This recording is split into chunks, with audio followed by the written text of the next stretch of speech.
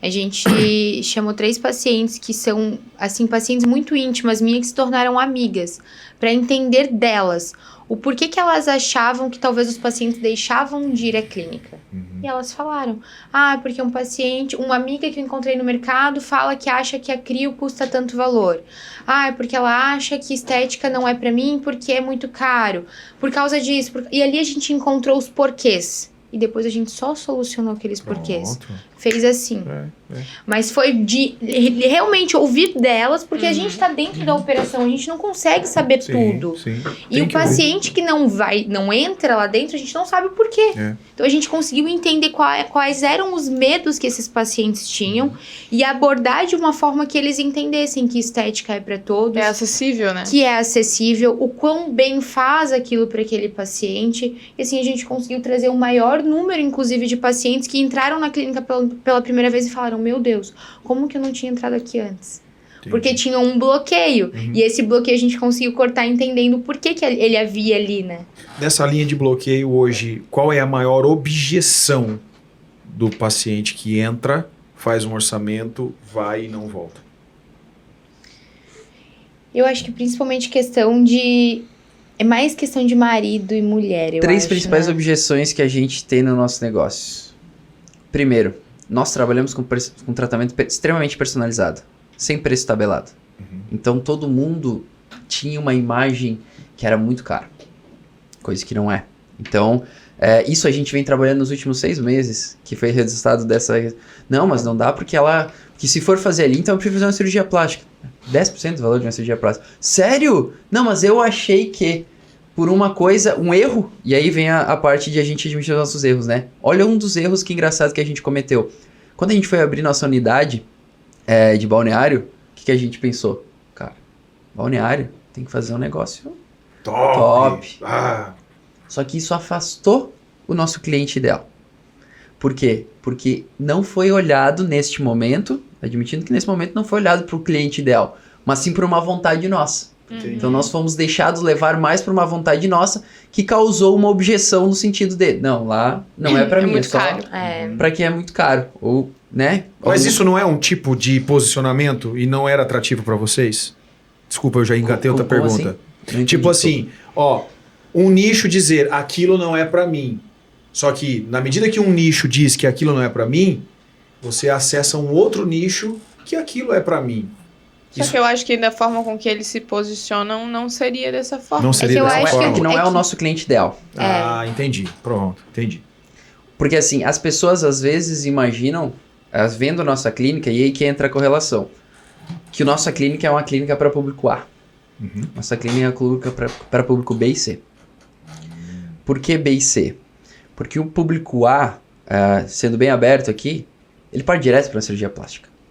Ele quer a solução imediata. O nosso público, ele normalmente tende a ser um B e um C. O que acontece o que resultou como positivo? Por nós nos posicionarmos, às vezes, um pouco a mais, cria uma correlação de que a gente trabalha muito com a condução da expectativa dentro da experiência, dentro da clínica. Então, quando uma pessoa chega, ela passa por um processo, vai para a avaliação, ela vai levando aquela expectativa, poxa, eu acho que vai ser caro. Aí ela recebe um mimo, um conforto, poxa, acho que vai ser mais... Quando ela entra na avaliação, ela pensa, cara, isso não vai ser pra mim, mas já que eu tô aqui, e aí quando recebe o preço, nossa, só isso. No pitch ela se convence. Exatamente. Várias vezes em avaliação os pacientes falam, nossa, eu achei que ia ser 20 mil, 30 mil, 10 mil, e não é. Só que elas criam isso justamente por conta da clínica. Porque a gente investiu na arquitetura da clínica. Esse era o contexto inicial. Essa era a ideia quando nós montamos a clínica, né? Nos posicionar para conseguir regular a expectativa e conseguir precificar. Porém, nós percebemos que, mais do que o esperado, o cliente não estava chegando. Então, nós erramos um pouco, talvez, na mão ou na comunicação, no sentido que não chegou. Quem chegava era conquistado por aquele processo. Agora, quem não chegava? Aí que estava o problema. E nós trabalhamos nos últimos 3 meses em campanhas que pudessem trazer essa correlação. E a maioria dos nossos pacientes, elas não têm grande poder aquisitivo.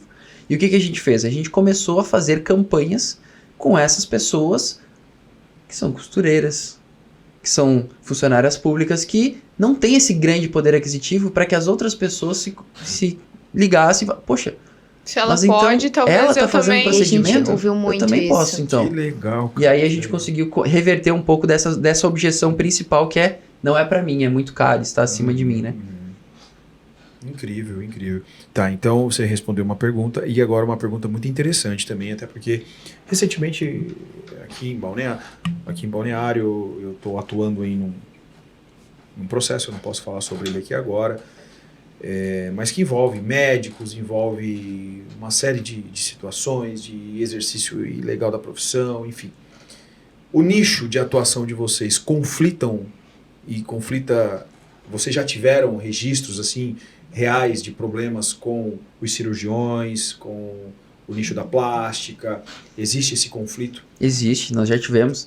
Nós já fomos denunciar. A gente volta e meia denunciado. Olha, já tá calejado agora. O próprio... Uma vez a gente, principalmente em Luiz Alves, que é uma cidade menor, a gente recebeu uma visita do delegado da Polícia Civil para fazer uma investigação à solicitação do Ministério Público, porque o procedimento de criolipólise só poderia ser executado por médicos. Coisa que não faz sentido nenhum. Mas por uma denúncia ele precisou ir até lá. Sim, só que tem que averiguar, o próprio delegado não entende do assunto, não sabe, então ele foi lá, fez as averiguações e tudo mais, assim. Existiu, pra falar a verdade, faz eu acho que 1 ano e meio que a gente tá... E é bom falar muito, né? Mas faz 1 ano e meio que não sentimos nada, assim. Mas no começo principalmente, queriam parar a gente de qualquer forma. É que a gente acaba tirando muito paciente de cirurgia plástica. Sim, eu então acredito. cria-se uma rivalidade que não existe, na verdade. Porque eu particularmente... Eu acho que isso faz eu conquistar tantos pacientes também. Eu sou muito honesta. Se eu vejo o paciente, eu identifico que eu não vou conseguir ajudar, eu já encaminho direto pra cirurgia plástica. Eu não vou... Eu falo isso pra ele, se eu quisesse teu dinheiro, eu venderia. Mas eu não quero teu dinheiro. Pra mim, o dinheiro é a recompensa final, tanto que eu não faço nem questão de saber quanto que a gente tá faturando. A minha preocupação é com o resultado dele. Porque eu sei que se ele não tiver o resultado, ele vai sair falando mal de mim, do meu tratamento, da minha técnica, da estética de forma geral. Até porque no teu ramo você vende resultado, né? Exato. Não é uma profissão de A minha meio. recompensa ali é o resultado, não é o financeiro. Sim. Então, eu indico para cirurgia plástica, só que eu tirar da cirurgia plástica é que tem-se uma rivalidade muito grande na área da estética, né? Então, é quem é mais poderoso, quem atende mais. E não só nos termos legais, né? Na rede social a gente já foi muito agredido nesse sentido, por pessoas que se sentem... de certa forma ofendidas, ou enfim, pelo que a gente acaba fazendo, mas cara, o que a gente tenta, a Priscila sente muito mais que eu, até por ser mulher e por ser a cara dela lá, né? Então, como o negócio é a cara dela, ela acaba recebendo a maior parte e recebendo a maior parte do direcionamento dessas críticas também, né? Mas nunca fez tanto sentido quanto aquele ditado, né? Prego que se destaque é martelado. Então, faz parte do processo, infelizmente no Brasil a gente tem muito essa cultura, e eu acho que é uma questão cultural, porque a gente estava conversando esses tempos com o pessoal que tem clínicas lá, porque como a gente dá curso, tem alunas que são dos Estados Unidos e tudo mais, e cara, segundo o que elas relataram pra gente, lá o pensamento é, cara, olha o que ele fez, deixa eu entender pra fazer semelhante. Aqui o pensamento é meio que, olha o que ele tá fazendo, vamos achar um jeito de parar com aquilo. Sim, exatamente.